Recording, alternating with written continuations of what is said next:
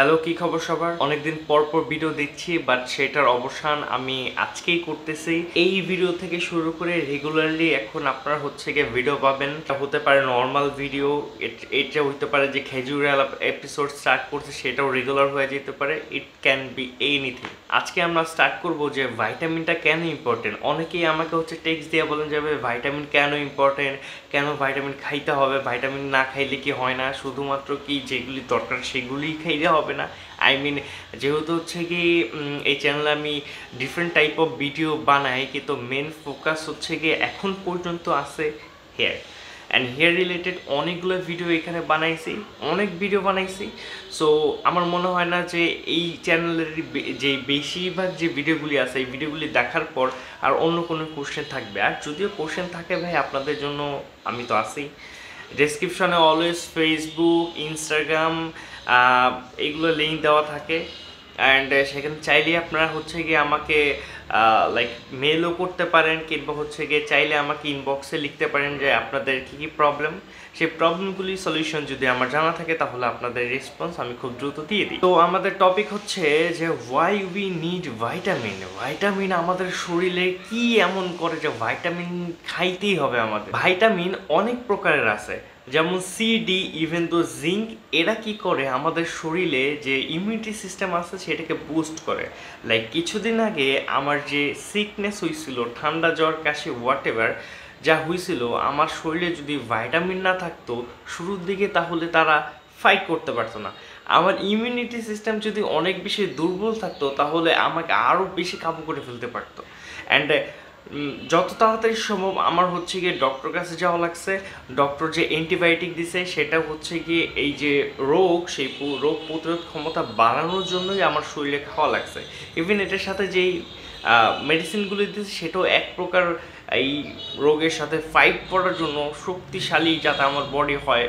শুরুর দিকে অ্যান্টিবায়োটিক খেলে শরীর একটু দুর্বল লাগে, ওটার পাওয়ার অনেক বেশি, কিন্তু সেইটা আমার শরীরকে যে রোগ আছে সেটা রোগ প্রতিরোধ ক্ষমতাকে বাড়ায় দেয়। অ্যান্ড ওইটার সাথে ফাইট করে আমার নিউট্রি সিস্টেম, সি, ডি, ইভেন তো জিঙ্কের অনেক কাজ আছে। জিঙ্কের আরেকটা কাজ এই যে ইমিউনিটি সিস্টেম বুস্ট করা। এটা নিয়ে আমরা পরে আবার কথা বলবো যে জিঙ্ক আসলে কেন এত ইম্পর্টেন্ট আমাদের শরীরের মধ্যে। আমাদের শরীরে এই যে আমি কথা বলতেছি, আমার যে এনার্জি, আমি যে হাঁটতেছি, দৌড়াইতেছি, খাইতেছি, হ্যাঁ, কথা বলার শক্তি পাচ্ছি, এইগুলো কিন্তু একটা এনার্জি সোর্স থেকে।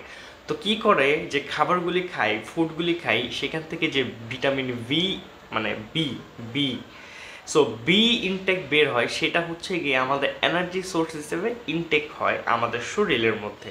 যার দরুন আমি এখন কথা বলতে পারতেছি, আপনাদের সামনে হাসতে পারতেছি, রোজা রেখেও দৌড়ঝাঁপ করতে পারতেছি, পাঁচতলার উপরে থেকে নিচে নামতে পারতেছি, একমাত্র এটার কারণে। আর একটা কথা বলে নিই, আমার যখন প্রথম হেয়ার ফল হয়, কিংবা গিয়ে স্কিন অনেক কিরকম হয়ে যায়, আমি বোঝাতে পারবো না আপনাদেরকে হয়তো বা, তখন গিয়ে আমাকে ডক্টর সাজেস্ট করে ভিটামিন বি কমপ্লেক্স। আমি বুঝতে পারলাম না যে ভিটামিন বি কমপ্লেক্স কেন এত ইম্পর্ট্যান্ট। তারপর দেখলাম যে এটা এনার্জি সোর্স, সেই সাথে গিয়ে আমাদের স্কিনের জন্য, আমাদের হেয়ারের জন্য অ্যান্ড আমাদের নেইলের জন্য খুবই ইম্পর্টেন্ট।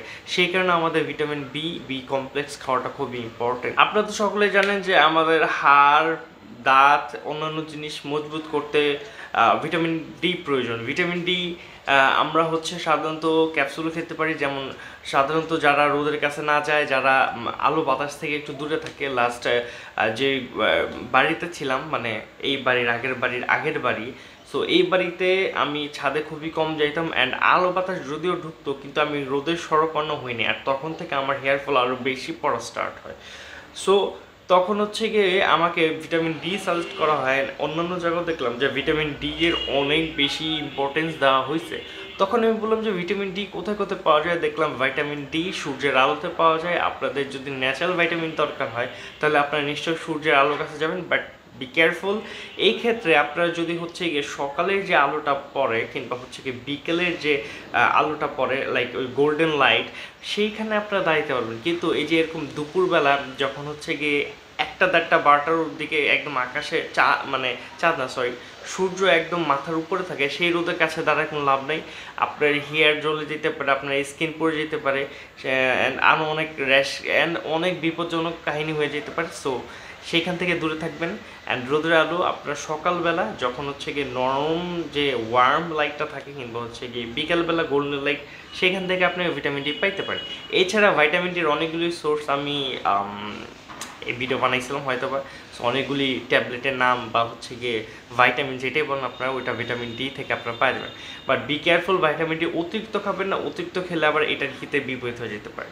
সো ভিটামিন ডি খাওয়ার আগে আপনারা কতটুকু মাত্রায় খাবেন, কী পরিমাণ খাবেন সেটি ডক্টরের পরামর্শ অবশ্যই। আমাদের মস্তিষ্কের যে কার্যক্ষমতা, আমরা যে থিঙ্ক করি, আমরা যে কাজ করি, আমরা যে বিভিন্ন কঠিন কঠিন প্রণালী হচ্ছে গিয়ে থিঙ্ক করি, আমরা ম্যাথ করার সময় হচ্ছে গিয়ে সেটা হয়তো বা একটু মুখস্থ করি, ওইটার যে সূত্রগুলি আছে, ডেফিনেশনগুলি আছে সেগুলো এখন মুখস্থ করে জানি। ইউনিভার্সিটি বা অন্যান্য রিসার্চের কাজ আছে, তারা আরও অনেক বড় বড় জিনিস রিসার্চ করে, অনেক বড় বড় চিন্তা ভাবনা আছে তাদের জন্য।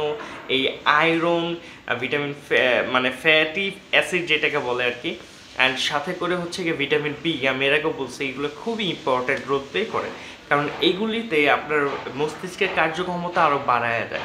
অ্যান্ড এগুলির সোর্স আমরা কোথায় কোথায় পাই? এগুলির সোর্স আমরা কিছু ফুডে পাবো, আমরা কিছু হচ্ছে গিয়ে ছোটোবেলা বইতে পড়ছি যে ছোটো ছোটো মাছ খাইলে হচ্ছে গিয়ে মস্তিষ্কের কার্যক্ষমতা আরও বাড়ে। সো ইভেন তো যে মাছের যে চোখ আছে সেটাতে হচ্ছে গিয়ে মানে চোখের যে কার্যক্ষমতা আছে, মস্তিষ্কের কার্যক্ষমতা আছে সেটা আপনার বাড়তে পারে। ইভেন তো আমরা যে রাতে অনেক সময় অনেকে রাত কেন রোগ হয় সেটা কিন্তু ভিটামিনের কারণে, হয়তো ভিটামিন এর কারণে হতে পারে। যদি আমার ভুল হয় তাহলে আপনারা একটু জানাই দিয়ে, আমার ঠিক খেয়াল নাই, কিন্তু আমার এখন হঠাৎ করে মনে পড়লো। আমরা যখন কোথাও খেলাধুলা করতে যাই বা ছোটো বাচ্চা যখন খেলাধুলা করে বা যারা হচ্ছে কি স্পোর্টস পার্সন, অ্যাথলেট আছেন, তারা দেখবে যে হরহামেশাই আমাদের হাত পা ছিলে যায়। অ্যান্ড আমার তো বহুত হাত পা ছিলে যেত, এখন হয়তো বাইরে বের হয় না, বাট ইনশাআল্লাহ ইন ফিউচারে বাইরে বেরোবো, তখন আপনারা দেখবেন যে হাত পা কতটাই ছিলে। সো এই যে ক্ষত অ্যান্ড রক্ত জমাট বাড়তে সাহায্য করা হচ্ছে ভিটামিন কে, সি, এই দুইটা রক্ত জমাট এবং রক্ত ক্ষত সারাতে তাড়াতাড়ি হেল্প করে। এজন্য এইগুলো আমাদের বেশি খেতে হবে। এবং ভিটামিন সি আমাদের শরীর হচ্ছে নিজেরা উৎপাদন করতে পারে না, আমাদের বাইরে থেকে ইনটেক করতে হয়। আপনারা চাইলে সেটা লেবু দিয়ে সারতে পারেন। ভিটামিন সি ক্যাপসুল আছে, সিবি, সকলেই চিনি আমরা। সাথে করে হচ্ছে গিয়ে আপনারা হয়তো ভিটামিন সি সমৃদ্ধ মানে সবুজ যে শাকসবজি আছে সেগুলো বেশি খেতে পারেন। এই ক্ষেত্রে আপনাদের মেটাবলিজম অ্যান্ড আপনাদের ইমিউনিটি সিস্টেম, আপনাদের ক্ষত সারানো, রক্ত জমাট আরও স্ট্রং এবং দ্রুত হবে। সব থেকে ইম্পর্টেন্ট জিনিস সেটা হচ্ছে আমরা চাই যাদের অ্যালোপেশিয়া আছে, আমাদের হেয়ার তো পড়তেছে, এখন হেয়ার গজাইলে গজাইলেও না গজাইলে নাই, বাট অ্যাটলিস্ট আমরা ট্রাই করতে পারি যে কোনো সমাধান আছে কি না, কোনো সমাধান হয় কি না, কোনটাতে একটু বেশি ভালো রেজাল্ট হয়, কোনটাতে একটু কম রেজাল্ট হয়।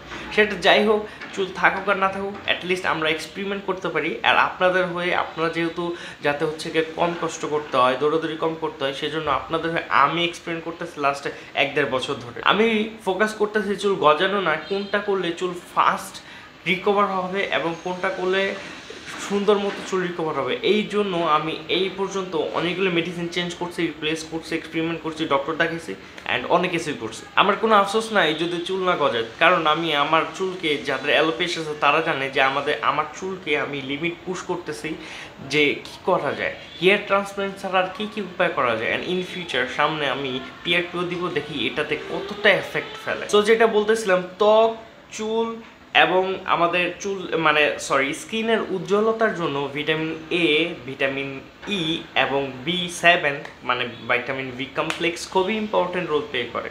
সো আমরা যদি চাই যে আমাদের স্কিন উজ্জ্বল হোক, সাথে হচ্ছে আমাদের ত্বক এই যে রেশ উঠে, তারপর হচ্ছে ব্রণ, এইগুলো মুক্ত থাকুক, তাহলে আমাদের ভিটামিন অবভিয়াসলি ইনটেক খেতে হবে। অনেকে মনে করে কি যে দামি ফেস ওয়াশ, দামি শ্যাম্পু, দামি স্কিন কেয়ার প্রোডাক্ট কিনলে হয়তো আমাদের স্কিন অনেক সুন্দর হবে, বাট আপনার পেট যদি ভালো না থাকে, আপনার ডায়েট যদি ক্লিন না থাকে, আপনি যদি বাইরের ভাজা শাকসবজি অ্যান্ড সব কিছু বাইরের খান অ্যান্ড ফাস্টফুড বেশি খান, তাহলে সিবাম বেশি প্রডিউস হবে অ্যান্ড অয়েল যেহেতু বেশি প্রডিউস হচ্ছে, আপনাদের স্কিন আগে থেকে বেশি ডাল হয়ে যাবে, এটাই স্বাভাবিক। আমরা আগেই ট্যাবলেটের দিকে ঝুঁকবো না, ভিটামিন সোর্স ইনটেক করার জন্য আমরা ফলমূল খেতে পারি, ছোটো মাছ খেতে পারি, বড় মাছও আমরা খাবো, তারপর রেড মিট খেতে পারি, বেশি পরিমাণে না খাওয়াই ভালো, কিন্তু রেড মিট খেতে পারি, বিভিন্ন ফলমূল তো বললাম, এইসব থেকে আমরা আগে আহরণ করবো, ডিম, দুধ, কলা, অনেক কিছু রয়েছে। ফলমূল ন্যাচারাল থেকে আমরা ফুডগুলো থেকেই ভিটামিন সোর্স যদি কমপ্লিটলি পুরোপুরি না হয়, তখন আমরা দেখবো যে বাইরের যে ট্যাবলেটগুলো রয়েছে সেখান থেকে আমরা কতটুকু পর্যায়ে খেতে পারি। এই ক্ষেত্রে আমি একটা জিনিস বলি যে বিভিন্ন ট্যাবলেটে বিভিন্ন মাত্রা রয়েছে। জিঙ্ক দেখবেন কোথাও 20 গ্রাম রয়েছে, কোথাও 30 গ্রাম রয়েছে, কোথাও 50 গ্রাম রয়েছে। সো এগুলো আসলে একটা ইফেক্ট পড়ে, একটা ডিফারেন্স রয়েছে।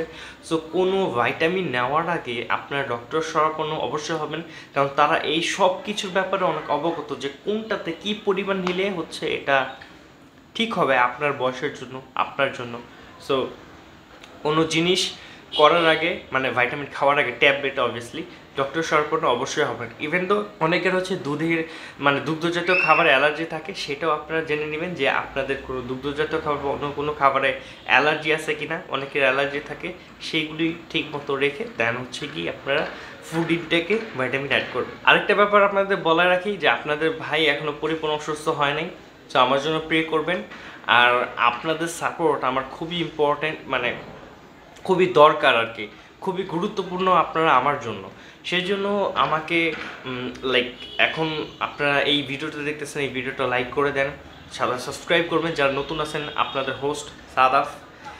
সো আমি রেগুলারলি ভিডিও বানাতে থেকে আপাতত হচ্ছে গিয়ে ঘরে বসে ভিডিও বানাচ্ছি, বাট ইন ফিউচারে আমরা বাইরেও যাব অ্যান্ড ওই পরিমাণে কোয়ালিটি আপনাদেরকে আমি দিতে চাই। আপনারা যদি সাপোর্ট করেন তাহলে ইনশাআল্লাহ ওয়ান ডে আমরা ইন্টারন্যাশনালি ওই পরিমাণ ওয়ার্ল্ড ওয়াইড লেভেলের ভিডিও আপনাদেরকে দিতে পারবো, সিনেমাটিক অ্যান্ড সব কিছু। Support me guys, pray for me and keep watching this kind of video and subscribe obviously subscribe. So Facebook, Instagram আর অন্যান্য সোশ্যাল মিডিয়া আমি খুবই অলস অ্যাড করতে ভুলে যাই, বাট আপাতত ফেসবুক ইনস্টাগ্রাম আছে অ্যান্ড ফলো দিয়ে সাথে থাকুন। পিস।